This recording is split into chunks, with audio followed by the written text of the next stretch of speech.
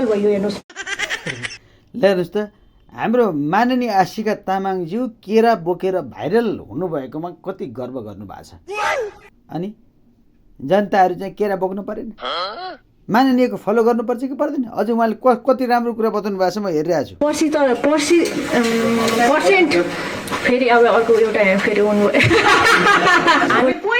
अनि comedy champion season 4 को audition खुलेको छ आशिका तामाङज्यू, त्यहाँ जानुस्। हामी कोही पनि सांसदज्यूहरू त्यहाँ चप्पल पड्काएर सिंहदरबार छिरेको होइन के, हामी आफ्नो आफ्नो हैसियतले छिरेर आएको हौँ। 36 करोड अनि चप्पल पड्काएर चाहिँ सिंहदरबार छिर्नु भएको होइन।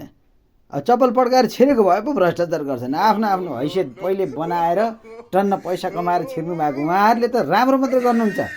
अनि फेरि बोल्न नजानेको भनेको उहाँको चाहिँ त्यो चाहिँ बोल्न नजान्नु के भयो त? काम गरे त भइहाल्यो नि।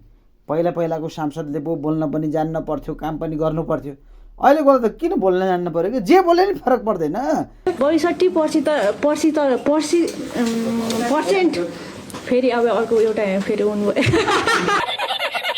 अब देखिहाल्नुभयो। अब राष्ट्रिय स्वतन्त्र पार्टीले छानेको व्यक्ति जो सांसद भयो उहाँले आफ्नो प्रस्तुतिकरण कसरी दिइरहनु भएको छ। आहा कति राम्रो।